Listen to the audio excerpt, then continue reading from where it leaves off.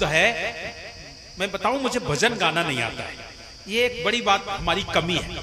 उसमें साहब एक जगह पर एक भजन में गाते हैं कि दुल्हन अंगिया काहे न धुआई। साहब एक स्त्री का उदाहरण दे रहे हैं, लेकिन आत्मा का ही यहाँ पर विवरण दिया गया है। और उसमें कहते हैं दुल्हन अंगिया काहे न धुआई। तुमने माताएं पहले अंगिया का मतलब माताओं के वस्त्र हैं, और कहते हैं इनको तुमने धुलाया क्यों नहीं। आज तो कोई अंगिया जानेगा ही नहीं। उस जमाने में अंगिया अंगरखा पहने जाते थे, हमारे संत लोग बुजुर्ग लोग अंगरखा पहनते थे और माताएं पहनती थी, उसे अंगिया कहा जाता था। तो साहब कहते हैं दुल्हन अंगिया काहे न धुआई। अरे तूने अपनी अंगिया नहीं धुलाई, मैली पड़ी है, दुल्हन अंगिया काहे न धुआई। और इसमें विषय के दाग पड़ गए हैं, विषय दाग पड़ जाएगी, इसमें विषयों के दाग पड़े हैं, ये मैली हो गई है। और बिना धुआए पीऊ नहीं रीझ है। अगर आप इस अंगिया को नहीं धुआओगे तो पिया खुश नहीं होगा। साहब कह रहे हैं दुल्हन अंगिया काहे न धुआई, अपनी अंगिया को धुआ डालो। मतलब कहने का ये काहे में कैसे गंदी हो गई। आवा जाही मा दाग लागा मई के ससुरवा के हाटे मां, और सफा करो चुनरी गुरु घाटे मां। गुरु जी के घाट में ही सफा हो सकती है और कहीं होगी नहीं।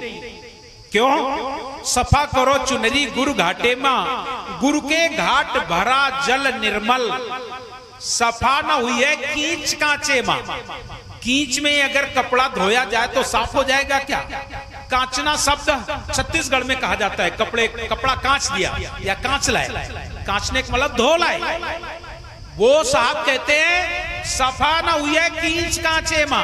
अरे कीच में अगर कपड़ा धोया जाएगा तो साफ नहीं होगा, इसलिए सफा करो चुनरी गुरु घाटे मां। आवा जाही मां दाग लागा, ये बार बार आना बार बार जाना, जन्म ना मरना। आवा जाही मां दाग लागा मई के ससुरवा के हाटे मां, बार बार जन्मे बार बार मरे, पाप पुण्य किया, जो तुमने कर्म किए उनके दाग लग गए हैं। आवा जाही मां दाग लागा मई के ससुरवा के हाटे मां, सफा करो चुनरी गुरु घाटे मां। गुरु जी के घाट में निर्मल जल मिलेगा, वहां साफ हो सकता है, वरना और कहीं साफ नहीं होगा। इसलिए साहब आगे कहते हैं कि तुमने ये विषयों में फंस गए हो, और अगर तुम्हारी चूनर नहीं साफ हुई, नहीं निर्मल है, तो उसकी आखिरी एक ही कड़ी में कहते हैं बिना दुआए पीऊ नहीं रीझे, और सेज से देत गिराई। अच्छा तुम ही बताओ, एक मैली कुचैली महिला हो, क्या उससे कोई पति स्वीकार करेगा? ये हमारे बुजुर्ग एक बहुत सुंदर कहानी सुनाते हैं। उस कहानी में सुनाते हैं कि एक राजा था, और वो राजा अपने बच्चों से पूछता तुम किसके भाग से खाते हो। ऐसा लोग पूछते ना, तो सभी ने तो कहा मैं पिताजी तुम्हारे भाग से, मैं पिताजी तुम्हारे भाग से खाता हूं। लेकिन छोटे वाले ने साफ इनकार कर दिया और उसने कह दिया पिताजी मैं अपने भाग से खाता हूं। तो उसको कहते हैं गांव देश से निकासी करो। और जब देश से निकासी करवा दी तो बेचारा राजा तो राजकुमार था, बुद्धिमान था, पढ़ा लिखा था, राजा के घर का राजकुमार तो अच्छा होगा ही। तो राजकुमार वो दूसरी राज्य में पहुंचा और वहां बैठ गया जाके। सभी लोगों को काम कोई मांगता तो काम मिलता, कुछ भी सब। आखिरी में ये लड़का रह गया। तो राजा ने पूछा अरे तुम भाई बैठे हो, तुम भी बताओ तुम्हारी क्या समस्या है, कोई समस्या हो तो बताओ। तो उन्होंने साफ कहा कि राजा साहब मेरी कोई समस्या नहीं है, लेकिन मैं चाहता हूं मुझे आप अपने राज्य में रखना। तो राजा बोला रख तो लेंगे, लेकिन ये बताओ तुम्हारी कीमत क्या होगी, तुम्हें क्या देना पड़ेगा। तो उसने कहा, ये लोग कथा में सुनाते हैं, एक सोने की लर में प्रतिदिन लूंगा, प्रतिदिन। तो राजा बोला काम क्या? बोले कोई दुनिया में ना कर सके वो मैं, चूंकि वो तो राजकुमार है। लेकिन समस्या ये हुई थी कि पिता का धर्म होता है अपने बेटे की शादी कर दे, ये पिता का धर्म होता है। तो राजा ने उस लड़के की शादी एक कुरूप महिला के साथ कर दी थी। इतनी कुरूप, बिल्कुल उसके शरीर से गंध आती थी, नाक बहती थी, कीचड़ रहता था, कभी नहाती नहीं थी। उसके साथ विवाह कर दिया था, उसको भेज दिया था जंगल।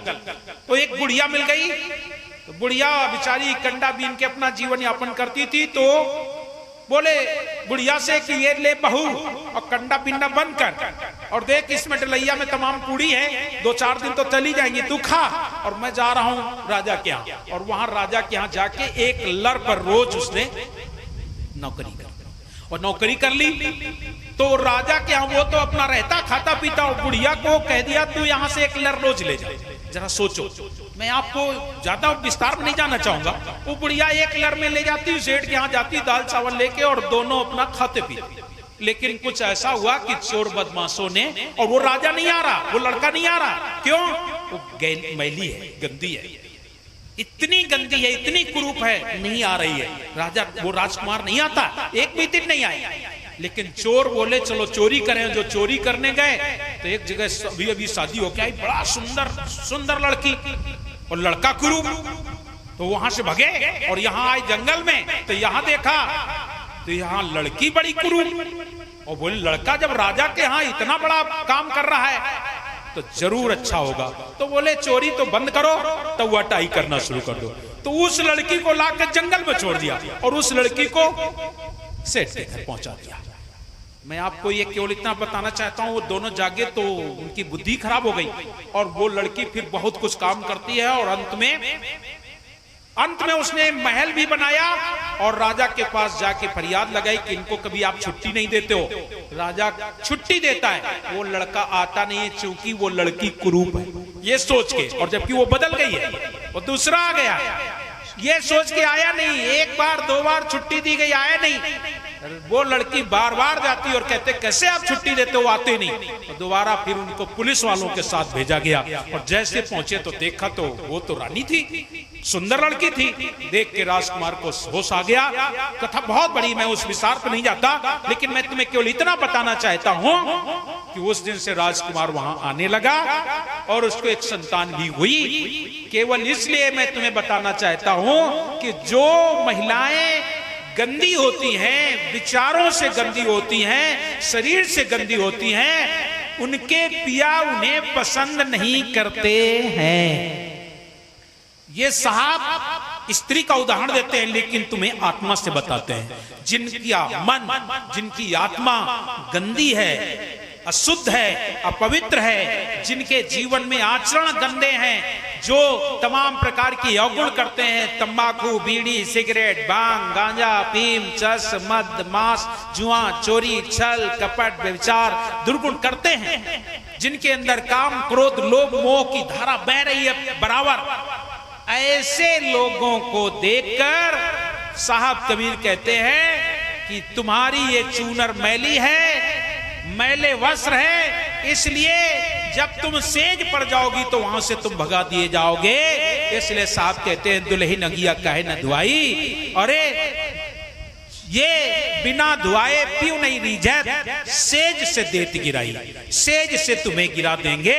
मतलब कहने का वहां पहुंच जाओगे, साहब के पास पहुंचने का नंबर है, लेकिन तुम्हारे जीवन में दुर्गुण है, अवगुण है, तो तुम्हें पुनः भेज दिया जाएगा। आप पूछ सकोगे क्या किसी को भेजा गया है? हम आपको दे सकते हैं उदाहरण।